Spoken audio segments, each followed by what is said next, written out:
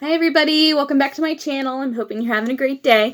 Today I want to talk to you about something that I find is interesting, and it actually has to do with my job as a funeral director, and that is called disenfranchised grief.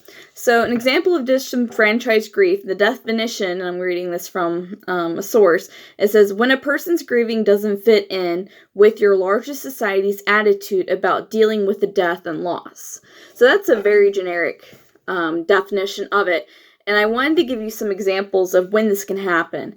And that could be when the relationship between the person that's grieving a loss and the deceased is not recognized. So people refuse to acknowledge that, oh yeah, you are having a relationship with that person, they died, or you're connected to them by relationship-wise as far as family. And also says the death or loss cannot be recognized. So this could be someone that's gone missing, but there's never been proof that the person has passed away. So they're grieving someone that could be alive, could not be alive. They don't know. This would be an example like the 9/11 victims. There are a lot of people that still have not been found. Their remains have still not been found. So these people, they grieve a loss that they don't even know really the answer to. They don't know if they're somehow alive, or they've just never got closure because they never had a physical body for a funeral. And then it says the griever's ability to grieve is not recognized. So this could be someone that has a disability, and it could be other things as well, but a very general one would be someone that has a disability and they don't believe that this person understands, but in fact they do, just in their own way. Something that could be in recent topics for disenfranchised grief could be the Brian Laundrie and Gabby Petito case. So I am not picking sides at all. We do know that Gabby was murdered. That's how the coroner declared her death, was the manner of death was homicide. So we do know that something happened and she did not inflict her own wounds. We do now know that Brian Laundrie has been confirmed dead. He has not come as far as his results for his autopsy, which I'm 1,000% sure they're doing one on him, especially since they did dental records to identify him. That's the only way they were able to identify them, if that helps you imagine probably what they found. So he was identified by his dental records. It's confirmed that it's him. I'm not saying that Brian is innocent. I'm not saying that Brian is guilty of murder. I do have my own opinions about it, but this isn't what this video is about.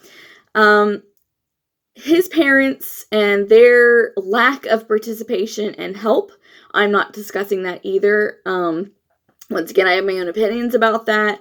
I'm not going to go into the thoughts of if they can be charged because they interfered with investigations. That's not what this video is about. I do want to be like the devil's advocate, though, and discuss the fact that he now has parents who are grieving his death. This is a very public death. Gabby Petito's findings for her murder was very public. So, of course, when he was found deceased, they have basically been all over the news about that. So for his parents, they are the parents of someone who was accused of murdering Gabby Petito. So for them, they have a son now who is dead, and almost everybody in the world, because it's a national and international news story because it had so much attention, their son died and he was accused of being a murderer. So they do not have the ability to grieve the same way as a nation grieved for Gabby.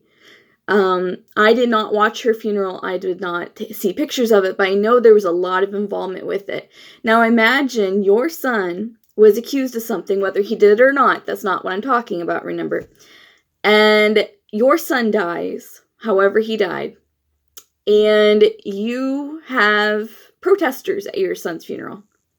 You don't have the grievers who are supporting you and encouraging you and just expressing their sympathies to you. You have someone that is yelling at you across the street from the funeral home saying that your son's a murderer and that your son's going to hell and that he's a horrible person.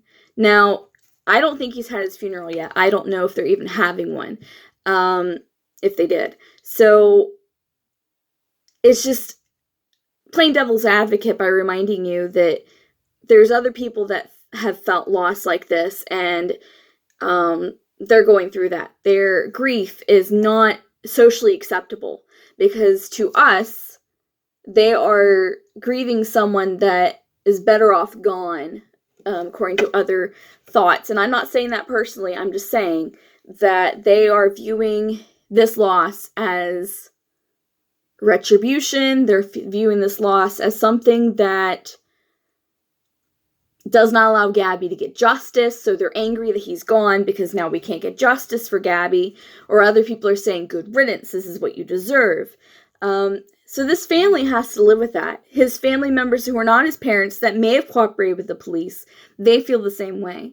So, like, some people are feeling like they shouldn't feel bad for the parents because they could have helped find Brian and he could still be alive as well.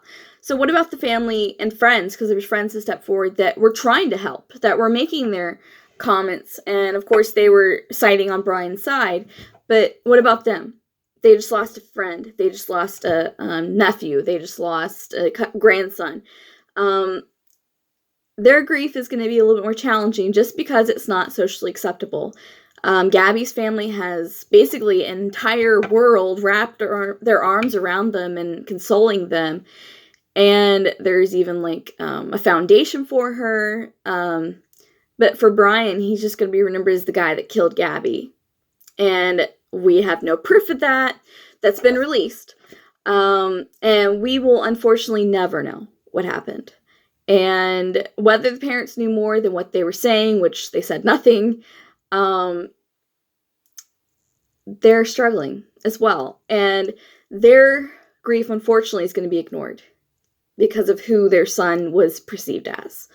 So I just wanted to talk about that. That's always been an interesting topic to me, is grief, especially disenfranchised grief. And I actually think about it quite a bit. This could also be used for someone who was in jail for killing somebody, just like Brian was accused of.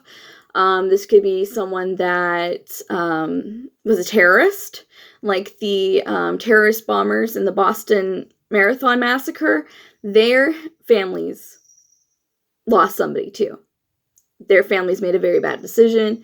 Their family member made a very bad decision, but they still lost somebody. And so their grief was not accepted because their loved one caused so many deaths.